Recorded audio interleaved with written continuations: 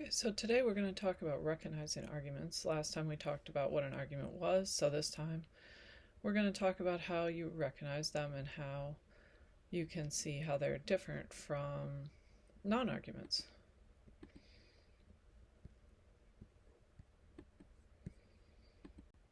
So here is the definition of an argument, and we already kind of talked about this a little bit. So we have these things called statements, which are sentences that have a truth value, right? So they're either true or false. And there has to be a claim that something follows from the statements that are our premises, so we have to have a conclusion.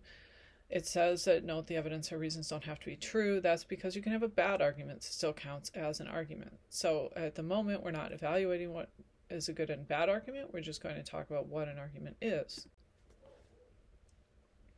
So again, we can look for premises and conclusion indicator words. I don't think that's the best way to do it. Better is to look for an inferential relationship. In other words, do some of the statements lead to the other statements, or are people just making a whole bunch of claims or stating their opinion or something like that? It can often be difficult to tell the difference. And as I've gone through these, I've felt like some of them are not clear, and you're going to probably think the same thing, and that's okay, because this isn't an exact science. So here's an example. Again, these are all from the book. Here's an explicit claim that makes it very clear that this is supposed to be an argument. Ebola virus has yet to be eradicated. It kills on average 50% of those it infects. Thus, Ebola remains a threat to human health. So it's really the thus that gives us the explicitness of this claim that this is in fact an argument. We might also, however, see implicit claims like the second one. Genetic modification of food is risky business. That's our conclusion. But then the other two premises are there, but we're not really saying explicitly that they're arguing for the first claim, but that's pretty clearly what's going on. Kind of clearly. This one I find is sort of confusing for people, but the basic idea is that you can have words that look like indicator words that might not be. So like in the first one, the word since is just a temporal sense, so it's really saying that ever since, we could replace it with ever since Edison invented the phonograph, there have been other technological innovations. I think that one's hard for people because we can also interpret that as because, but he's meaning it to be a temporal sense. He's meaning it to be ever since. And in the second one, it's kind of more of an inference because we could replace the since with because and it would still make sense. Again, I think you can do that with the first one, and that's part of the problem, but it's supposed to be a temporal sense. So this is not a really very super illuminating slide. This one is a little helpful. The idea is that you try to mentally insert the word therefore in front of various statements to see if that kind of makes sense. And if it does, then you might say the thing that you put the therefore in front might count as a conclusion. Does that make sense? So, we can try this sort of thing. There's lots of little tricks to try and find a conclusion. We'll see some other ones too. And again, he says here that not everyone will agree on what a conclusion is or whether something's an argument, and we'll see that a lot. Okay, so kinds of non-arguments. This one, when I first read it, I said, well, duh, right? But I think what's going on here with this non-argument warning is that they could be made into an argument. They're just not right now. Especially the second one, whatever you do, don't confide a personal secret to Blabbermouth Bob. Now, we could make this an argument with this as a conclusion, right? What we'd have to do is have some premises that provide evidence for it. So we could say, well, on this occasion, Bob did this, and then someone told Bob this piece of information, and then Bob told it to a bunch of other people, and you could have some of those examples or some other kinds of premises that would support it, but really just saying this is not, making a warning like this is not itself an argument. This piece of advice one is kind of similar. It would be really easy, I think, to rewrite this as an argument. It only doesn't count as an argument because of the sort of suggestive nature of it that it's questioning. So Will you have sufficient time to prepare for your classes and tests, and will the job produce an excessive drain on your energies? If we were to rewrite those two parts of that sentence as declarative sentences, like in other words, just put a period there and say, you wouldn't have sufficient time, then you'd be making a claim, right? Right now it's not really a claim, it's a question. And remember, we said questions were not statements. So basically that's going on in this piece of advice one, is that they're questions instead of statements, and that's why it doesn't count as an argument. And this one I think is important because a lot of people think that arguments are just statements of belief, but on their own, saying I believe something doesn't make it an argument. So when he says he believes that his company must develop and produce outstanding products, he's not really giving you reasons, and that's what's missing from this, and so it's just strictly an opinion and it's not an argument. The loosely associated statements one, what's missing here is more of a conclusion.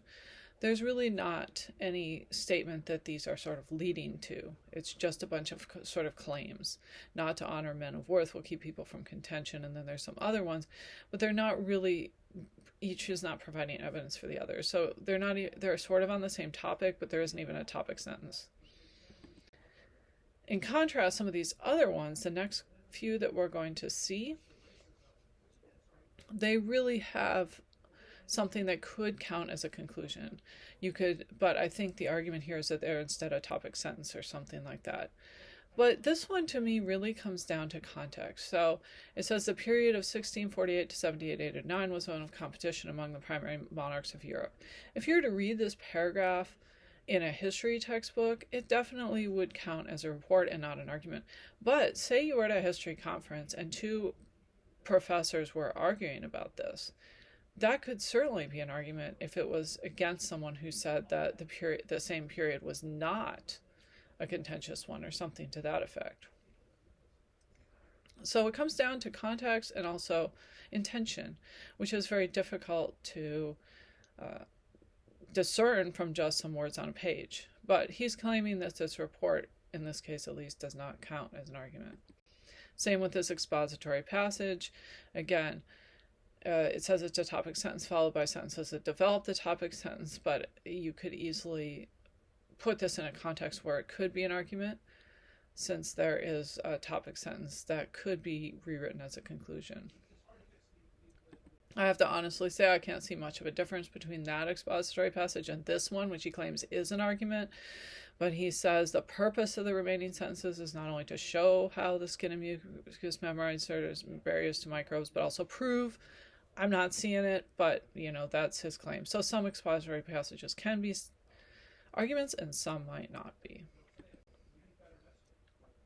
Similarly with this illustration, there might be cases where these could be arguments. He says that these are confused with arguments because they might have thus in them, so you should watch for indicator words and be careful of them, not just rely on them. But this one is examples showing what something means or how it's done, so I guess you could include how-tos in here and maybe some kinds of definitions. Here is an illustrated passage that he says does count as an argument. This one reminds me of the West Nile one we had on the last chapter. So you have this first sentence that says most forms of cancer can cause death, but not all cancers are life-threatening. And then we have some examples that sort of back that up. So that was kind of the West Nile thing, was the exact same. This one counts as an argument, he says, but a lot of the passages we've seen are very similar to this, that he says aren't arguments, so it's confusing. Explanation, this one is just explaining some phenomenon that he says is usually accepted as matter of fact. I think this is very subjective, what counts as a matter of fact and what doesn't. But again, context is key. I don't think you need to worry about these terms too much, the explanandum versus the explanans and all that. But you get the idea. So we talked about conditional statements a little bit already. This one we're going to talk about a bit here. So It's a little hard to explain, but the idea is that it doesn't count as an argument because, again, a claim isn't being made, or if a claim is being made, it's only one statement. So we would say if chocolate contains caffeine, then chocolate improves sleep. I can say that, but that's a bit like just making a claim but not giving reasons for that claim. Now, we can rewrite a conditional statement as an argument, and we'll see that in a minute, but just on its own, it's not. It says at least one statement must claim to present evidence, and there must be a claim this evidence implies something. In conditional, that's kind of going on, but it's not making the claim. For example, here we aren't actually claiming that chocolate impairs sleep. So we need to make that claim before we can claim that the second part, we aren't claiming that chocolate contains caffeine. We have to make that claim before we can make the claim that chocolate impairs sleep. Then it would be an argument. So just making the if-then claim doesn't count as an argument on its own. Here's an example. So here's how we could take a conditional. So the conditional here is if North Korea is developing ballistic missiles and North Korea is a threat to world peace.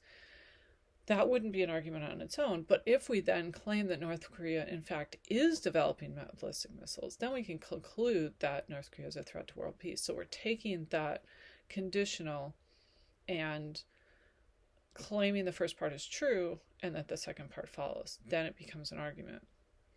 The second example is a little cut off in this video, but you can see it on the slideshow. That one has a conditional as its conclusion, and you might say, well, then why isn't just a conditional an argument? Because the first two, even though they're also conditionals, are providing support for the last one, which is also a conditional. So we have three conditionals, but in this case it does count as an argument because the first two are counting as evidence for the last one. Anyway, little piddly points kind of here on that one.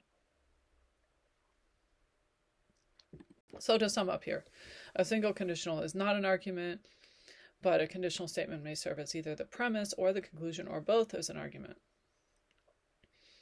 The inferential content of a conditional statement may be re-expressed to form an argument, and that's kind of what we did with the North Korea example. We took that conditional and we said, well, okay, let's claim the first part is true, and then we'll claim the second part is true as well, and that will be our inference, and so then we have an argument. This one is a little difficult, necessary and sufficient conditions. And since we don't have class, what I suggest that you do is look at the last slide here, and some of the answers are in the book, and look at some examples and see if you can figure out what's going on, because I find that's the most helpful. So A is said to be a sufficient condition for B whenever the occurrence of A is all that is needed for the occurrence of B. So,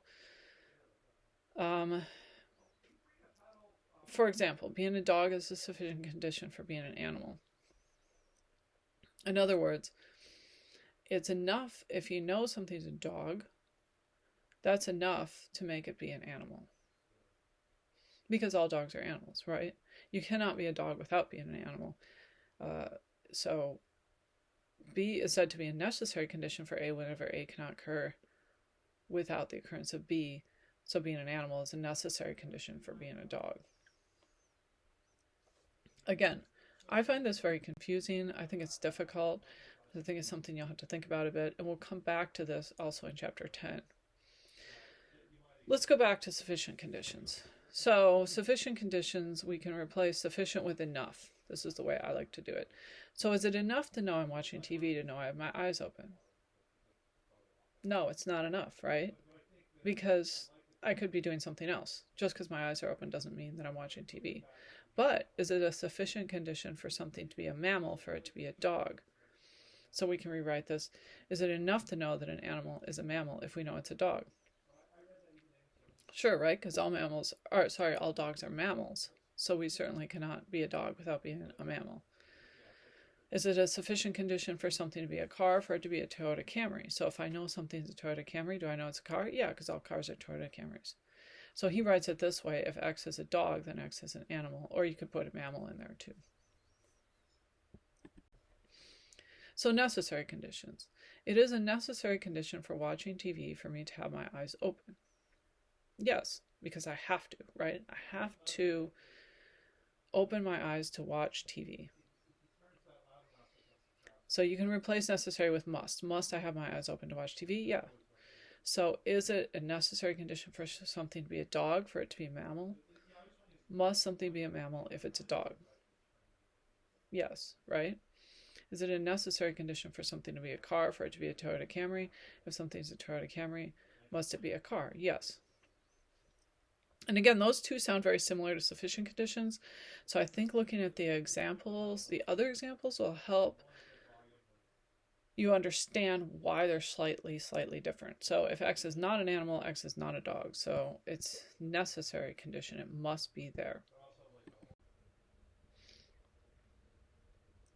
Now, what if it said being exactly divisible by 2 is a necessary or sufficient condition for a number being even? That is the case I was looking for, where it's necessary and sufficient. Because it's enough if you know something's divisible by 2 to know it's even, but it's also necessary, because that's the definition of a number being even, right? So that one's necessary and sufficient. 10 is tricky. Intending to deceive someone is, quote, condition blank, condition for telling a lie. It should say lie right there. I think it's necessary, because if you're telling a lie, you have to intend to deceive someone. That's the definition of a lie, right? Because if you say something false by accident, because you're not intending to deceive someone, then you're not lying. You're just wrong. So it's necessary, but it's not sufficient, because you could deceive someone some other kind of way, right? You don't have to tell a lie to deceive someone. There's other ways to deceive someone, like, for example, doing a magic trick. You're not really lying, but you're deceiving.